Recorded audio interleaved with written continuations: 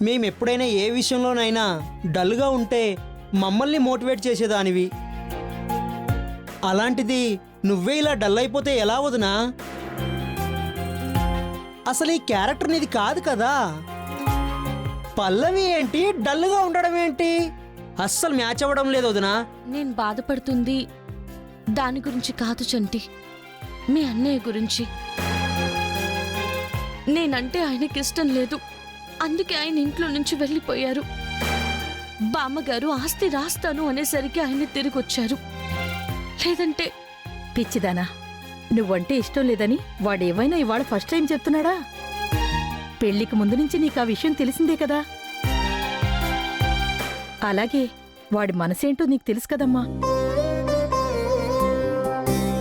అయినా మొగుణ్ణి వంచే ఆయుధాలు పెళ్ళాం దగ్గర కంటే ఎవరి దగ్గర ఎక్కువ ఉండవే. మీ తాత కూడా స్టార్టింగ్లో వీడికంటే ఎక్కువే చేసేవాడు. నన్ను చూసి మీసాలు తిప్పేవాడు, కాలర్ ఎగరేసేవాడు, తొడకొట్టేవాడు. ఆ తర్వాత ఎక్కడ నొక్కాలో అక్కడ నొక్కి ఎలా వంచాలో అలా వంచి దారికి తెచ్చుకున్నాను. భర్త నువ్విష్టం లేదు అంటే భార్య చెయ్యవలసింది బాధపడటం, ఎందుకిష్టం లేదు అని క్వశ్చన్ చేయడం కాదమ్మా. మళ్ళీ అతని నోటి నుంచి ఆ డైలాగ్ రాకుండా చేయాలి. తిమ్మిని బమ్మిని చేసైనా మన దారిలోకి తెచ్చుకోవాలి.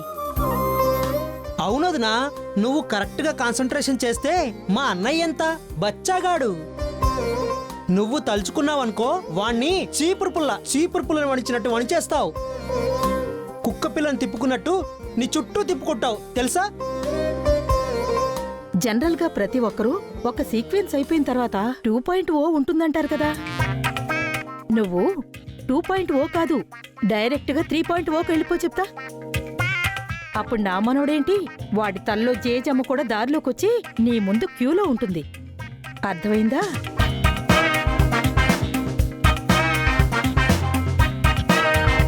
సరే బామ్మగారు, మీరు చెప్పినట్టు 2.0 కాదు, డైరెక్ట్గా 3.0లోకి దిగిపోతా.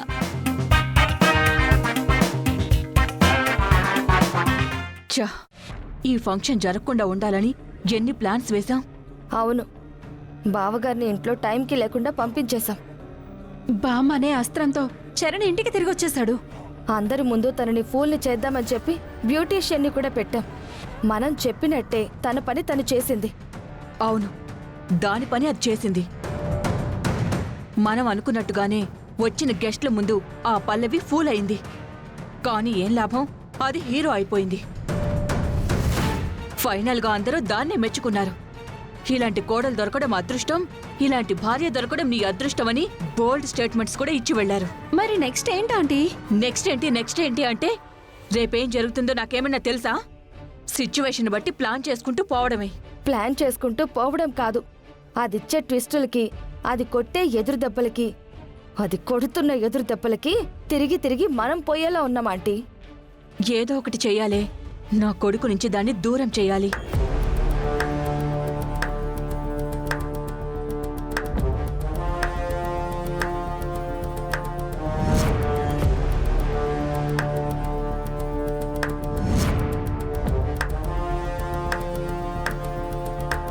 ఓహో, ఇదంతా మీరు చేసిన ఏర్పాటా?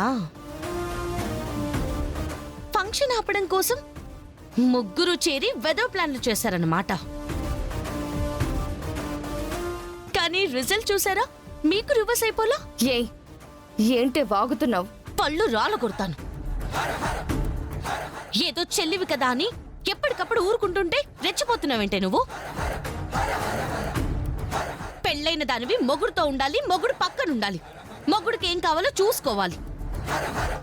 అవన్నీ వదిలేసి ఈ తూతుంబర్ బ్యాచ్ తో చేరి ఎందుకే నీకు ఇవన్నీ? పోయిక నుంచి. నువ్వు చెప్తే నేను పోవాలా? లాగి పెట్టి కొడితే వెళ్తావా? పొమ్మంటున్నాను కదా, పో. ఆవిడ్ని చూస్తావేంటి? ఆవిడికి ఉంది నెక్స్ట్. వెళ్ళు.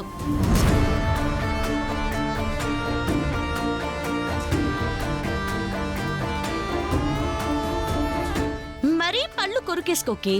ఆ ముందు పళ్ళు కానీ ఊడిపోయాయనుకో, నువ్వు మామూలుగానే అట్టట్టుంటావు. ఇంక పళ్ళు కూడా లేకపోతే నీకు పెళ్లి కూడా కాదు. ఏయ్, నా విషయంలో ఎక్కువగా కల్పించుకొని మాట్లాడమంటే ఏయ్, ఏంటి నీ రౌడీయిజం? ఇది స్టార్టింగ్ స్టేజ్ అత్తయ్య. అసలైన రౌడీయిజం ఇంకా చూడలేదు. నువ్వంటే ఇది మా ఫ్యామిలీ మ్యాటర్. ఏదో ఇంటికొచ్చావా పోయావా అన్నట్టు ఉండాలి. ఏదైనా మాట్లాడుకుంటే ఆటలో అట్టిపండులా నించోవాలి. అది మానేసి డైలాగులు చెప్తున్నావేంటే? ఆటలో అరటిపండు. అరటిపండు కాకపోతే పనసపండు. ఎక్స్ట్రాలు మాట్లాడావనుకో సింగిల్ హ్యాండే మిగులుతుంది. అంటే నా చెయ్యి విరిచేస్తుందంటే వదలవే. నిజంగానే విరిచేస్తాను. వెళ్ళు.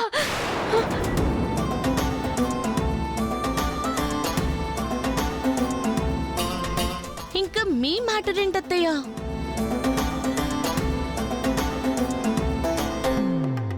వాళ్ళిద్దరంటే హాఫ్ బ్రెయిన్ క్యాండిడేట్స్. అనుభవం లేదు, అంత ఏజ్ కూడా లేదు.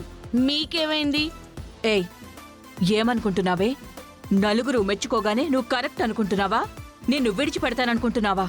ఏం చేస్తారేంటి? నా కొడుకుని నిన్ను వేరు చేస్తాను. నిన్ను ఇంటి నుంచి దూరం చేస్తాను.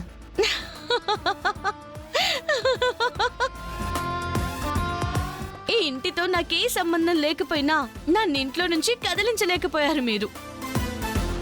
అలాంటిది ఇప్పుడు నేను ఈ ఇంటి కోడల్ని, హక్కుదారిని.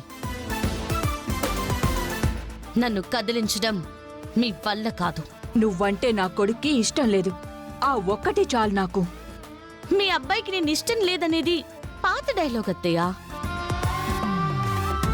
ఆయన మనసులో నేనున్నాను, కానీ ఆ విషయాన్ని ఆయన బయటికి చెప్పట్లేదు అంతే. అది మీకు తెలీదు. మీరేదో కలలు కంటున్నట్టున్నారు. మా అబ్బాయికి ఇదంటే ఇష్టం లేదు, నేను చెప్తే మా వాడు నా మాట కాదనడు, ఏదో ఒకటి చేస్తాను, వాడికి లేనిపోని వెక్కిచ్చేస్తాను, దీన్ని ఇంట్లో నుంచి బయటికి పంపించేస్తాను అని. నేను చెప్తున్నాను, రాసి పెట్టుకోండి. త్వరలో మీ అబ్బాయిని నా వాణ్ణి చేసుకుంటాను. వీలైనంత ఫాస్ట్ గా 2 కవల పిల్లల్ని కనేసి మీ చేతుల్లో పెడతాను. మీ 2 చేతులతో 2 ఆడించుకుంటూ 2 డైపర్స్ మార్చుకుంటూ ఉండడానికి సిద్ధంగా ఉండండి. నేను పిల్లలకి డైపర్లు మారుస్తాను, నిన్న ఇక్కడ లేకుండా చేస్తాను. చూద్దు గాని. అబ్బా, అవే పాత డైలాగులు పదే పదే చెప్తుంటే ఆడియన్స్ కి బోర్ వచ్చేస్తుంది అత్తయ్య. అయితే డైలాగ్ అయినా మార్చండి, లేదంటే నేను చెప్పిన దానికి ప్రిపేర్ అన్నా అవ్వండి. ఓకే?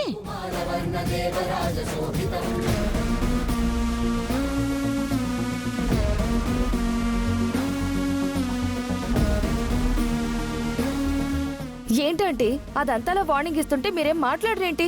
అది మాటలతో చెప్తోందే, కానీ నేను మాటలతో చెప్పను, యాక్షన్లో చూపిస్తాను.